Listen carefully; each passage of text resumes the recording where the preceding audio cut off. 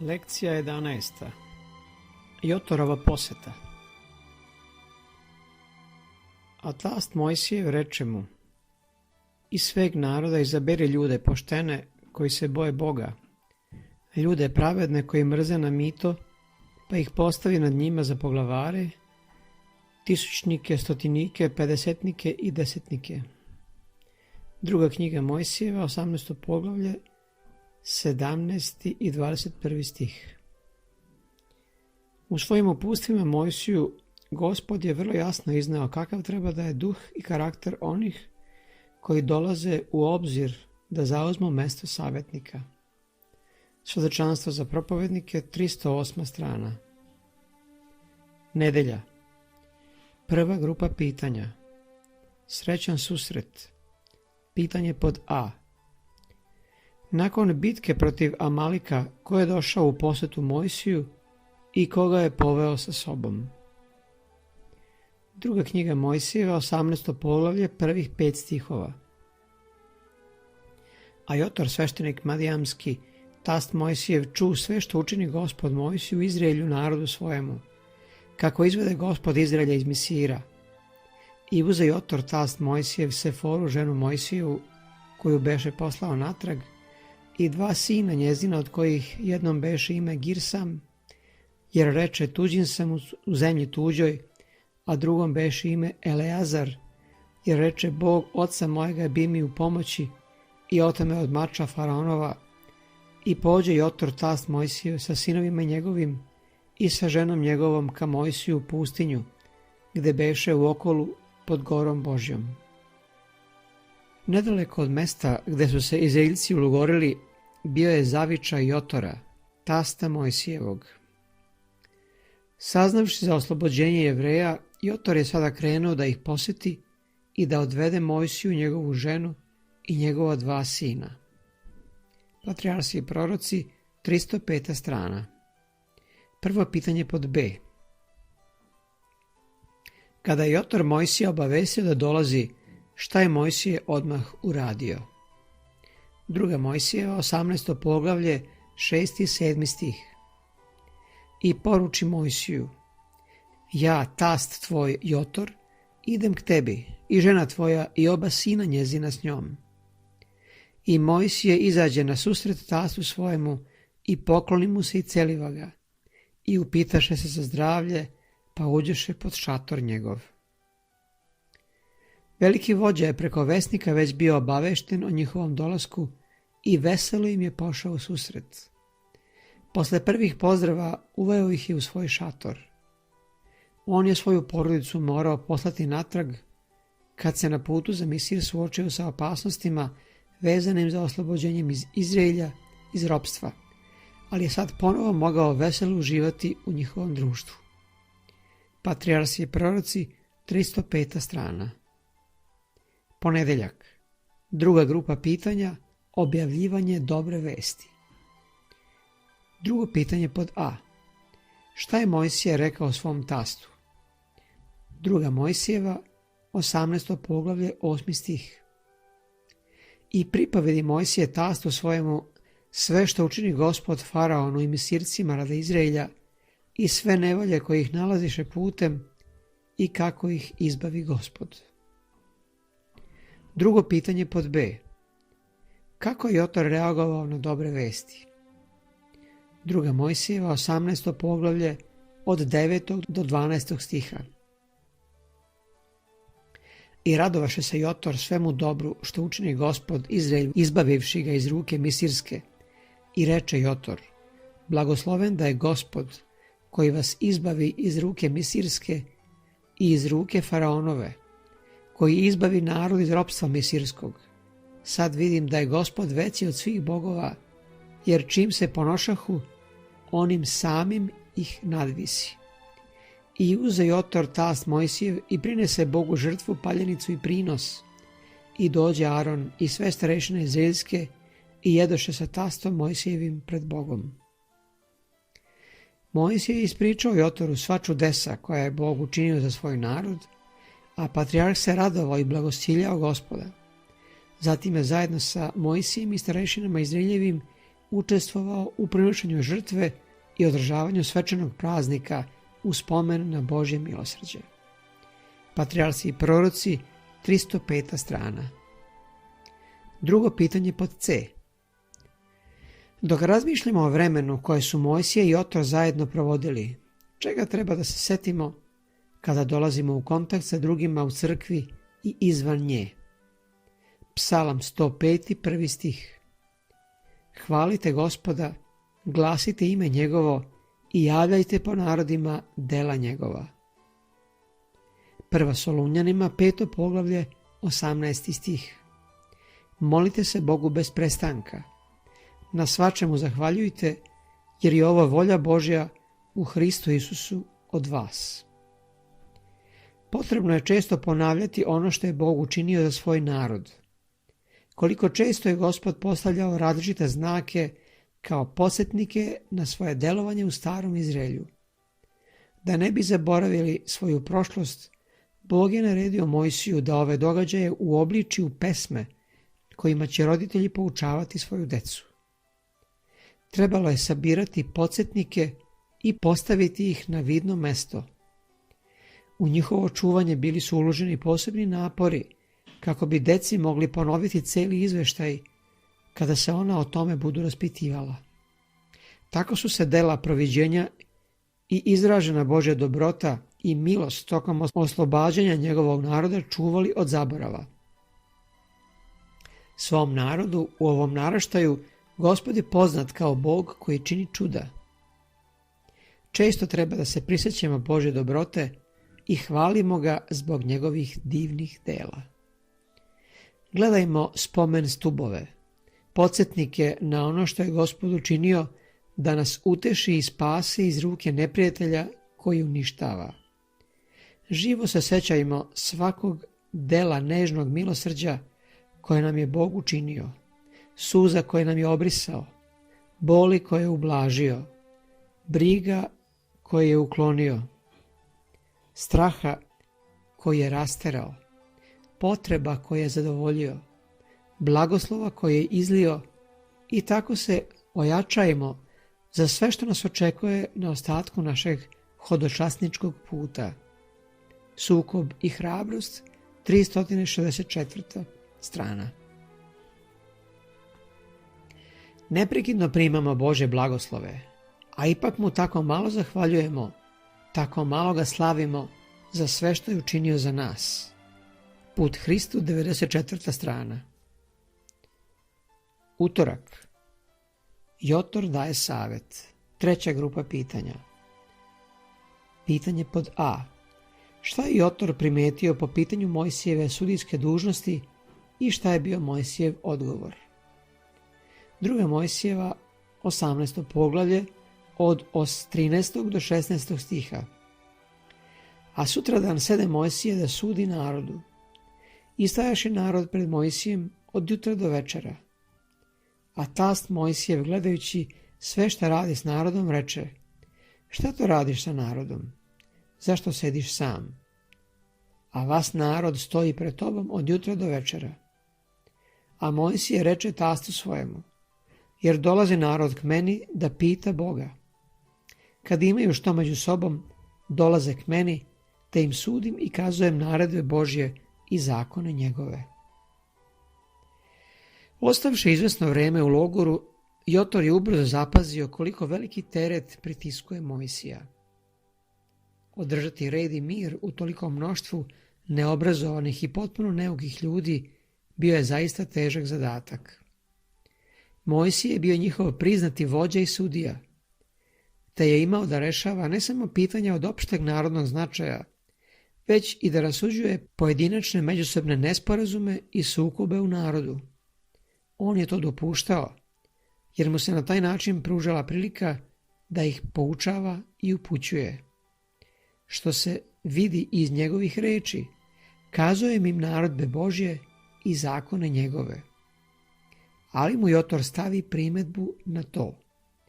Patrijarsi i proroci, 305. strana. Treće pitanje pod B. Koji savjet je zatim bogobojazni sveštenik dao svome zetu?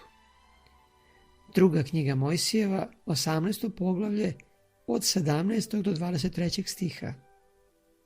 A tast Mojsijev reče mu: nije dobro što radiš, umorit ćeš se i ti i narod koji je s tobom, jer je to teško za tebe, nećeš moći sam vršiti. Nego poslušaj mene, ja ću te savjetovati, i Bog će biti s tobom, ti budi pred Bogom za narod, i stvari njihove javljaj Bogu, i uči ih naredbama i zakonima njegovim, i pokazuj im put kojim će ići i šta će raditi. A iz sveg naroda izabere ljude poštene koji se boje Boga, ljude pravedne koji mrze na mito, pa ih postavi nad njima za poglavare, tisućnike, stotinike, pedesetnike i desetnike. Oni neka sude narodu u svako doba, pa svaku stvar veliku neka javljaju tebi, a svaku stvar malo neka raspravljaju sami. Tako će ti biti lakše, kad i oni stanu nositi teret s tobom. Ako to učiniš i Bog ti zapovedi, možeš se održati i sav će narod doći mirno na svoje mesto. Treće pitanje pod C. Koje su bile 4 glavne osobine koje je ovaj posetilac naglasio u odabiru ljudi koji bi trebalo da podele Mojsijeve terete? Druga knjiga Mojsijeva, 18. poglavlje, 21. stih, prvi deo. A iz sveg naroda izaberi ljude poštene, koji se boje Boga, ljude pravedne i koji mrze na mito. Koji savjet dat onima koji biraju upravitelja škola je podjednako primenljiv na razne grane dela i danas. Za direktore naših škola uvijek treba postavljati razborite ljude, ljude poštene koji se boje Boga, ljude pravedne koji mrze na mito, ljude koji će svaku dužnost koja im se poveri obavljati savjesno prema svom najboljem znanju i sposobnostima. To treba da budu i poslovno sposobni ljudi, ali je od većeg značaja da oni smerno hode pred Bogom i da su vođeni Svetim Duhom. Takvi će biti Bogom naučeni i uvek spremni da savjet traže od one braće koji su ljudi molitve. Direktori naših škola u svom poslovanju uvek treba da se rukovode nesebičnim pobudama. Polazeći od toga, oni će uvek imati na umu činjenicu da su olakšice date školama, poverenim njihovoj brizi, isto tako potrebne i drugim delovima velikog žetvenog polja. 6. svjedočanstvo, 201. i 202. strana. Sreda. 4. grupa pitanja, poslušati savjet. Pitanje pod A. Kako je Mojsije odgovorio na mudar savjet svoga tasta? Druga knjiga Mojsijeva, 18. poglavlje, 24. i 25. stih. I Mojsije posluša tasta svojega i učini sve što reče. I izabra Mojsije i sveg Izraelja ljude poštene i postavi ih za poglavare nad narodom, tisućnike, stotinike, pedesetnike i desetnike. Bog je mnogo cenio Mojsija i činio je čuda njegovom rukom. Međutim, činjenica da je on bio izabran za učitelja drugima nije ga navela na zaključak da njemu nisu potrebne nikakve pouke. Bogom izabrani vođa Izraelja rado je prihvatio predlog bogobojažljivog sveštenika Madijanskog i usvojio njegov plan kao mudro razvrstavanje. Patrijarsi i proroci, 305. i 306. strana. 4. pitanje pod B. Čemu ovo treba da nas nauči u našem odnosu prema onima koji su stariji i iskusniji od nas? Šta njihov savjet čini vrednim? 3. Mojsijeva, 19. poglavlje, 32. stih. Pred sedom glavom ustani i poštuj lice starčevo i boj se Boga svojega, ja sam Gospod. Priče Solomonove, 16. poglavlje, 31. stih. Seda je kosa slavna kruna, nalazi se na putu pravednom. Strahopoštovanje treba pokazati i prema Božjim predstavnicima, prema propovednicima, učiteljima i roditeljima koji su pozvani da govore i deluju u njegovo ime. Poštujući njih, njemu ukazujemo čast. Bog posebno zahteva da se nežno poštovanje ukazuje ostarelima. On kaže, seda je kosa slavna kruna, nalazi se na putu pravednom. Prema pričama Solomonovim, 16. poglavlju 31. stihu. Ona govore o bitkama koje su vođene, o pobjedama koje su postignute, o teretima koji su nošeni i iskušenjima koja su savladana. Ona govori o umornim stopama koja se bliže odmoru, o mestima koja će uskoro biti prazna. Pomozite deci da misle o tome i ona će ulepšati put ostarelih svojom uljudnošću i poštovanjem i uneti ljubkost i lepotu u svoj mladi život, slušajući zapovest pred sedom glavom ustani i poštuj lice starčevo, prema 3. knjizi Mojsijevoj, 19. poglavlju 32. stihu. Vaspitanje 219. strana. 4. pitanje pod C. Kakav je bio rezultat preporučene podele odgovornosti i autoriteta? 2. knjiga Mojsijeva, 18. poglavlje 26. stih. Koji suđahu narodu u svako doba, a stvari teška javljahu Mojsiju, a male stvari raspravljahu sami. Taj savjet je bio prihvaćen i doprineo je ne samo da Mojsiju bude lakše, i nego da se zavede savršeniji red u narodu. Patrijarsi i proroci, 305. strana. 4. 5. grupa pitanja, Mojsijeve kvalifikacije za vođu. 5. pitanje pod A. Koje su bile Mojsijeve naročite kvalifikacije, a koje je Bog zahtevao i od onih koji su po rangu bili ispod njega? Koju važnu odluku je Mojsije imao? 4. knjiga Mojsijeva, 12. poglavlje, 3. stih. A Mojsije beše čovek vrlo krotak mimo sve ljude na zemlji. Mojsije je bio smeran čovek. Sam Bog je rekao njemu da krotak beše mimo sve ljude na zemlji. On je bio velikodušan, plemenit i dobro uravnotežen. Njegovi ljudski kvaliteti nisu bili samo polovično razvijeni i nepotpuni. On je sa uspehom mogao da opominje i bodri svoje bližnje, jer je svojim životom bio živi predstavnik onoga što čovjek može postati i učiniti pomoću Božjom. Onoga čemu je podučavao druge, a što je želeo da i oni postanu i što je Bog tražio od njega.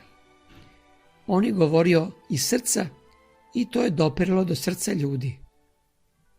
Bio je savršen u poznavanju sve tadašnje učenosti i znanja prema delima apostolskim, 7. poglavlju 22. stihu, a ipak je u ispoljavanju svog dubokog saučestvovanja sa ljudima bio jednostavan kao dete. Obdaren izvanrednim instinktom, bio je u stanju da trenutno prosudi o potrebama svih koji su ga okružavali, kao i onome što nije bilo u redu, a zahtevalo je pažnju i ništa nije zanemarivao. Komentari biblijskih tekstova, 80. strana. 5. pitanje pod B. Koje naročito obećanje je Isus dao krotkima? Matej, 5. poglavlje, 5. stih. Blago krotkima, jer će naslediti zemlju. Krotost je dragocena hrišćanska osobina. Hristovoj krotosti i poniznosti učimo se jedino ako nosimo Hristov jaram. Taj jaram predstavlja potpuno predanje. U nebeskim prostranstvima, 236. strana. 5. Pitanja za lično razmišljanje. Prvo pitanje. Kakve osobine treba da tražimo u onima koje izabiremo da vode delo danas? Da li treba izabrati one kojima nedostaju ove osobine? Drugo pitanje. Pri odabiru ljudi za važne položaje, šta je značajnije od poslovnih sposobnosti? Treće pitanje. O čemu često treba da govorimo u našem kontaktu sa drugima i zašto? Četvrto pitanje. Kako treba da se ophodimo prema našim propovednicima, roditeljima i učiteljima u veri i zašto? Peto pitanje. Zašto su Mojsijeve opomene bile toliko moćne? Čemu me to uči?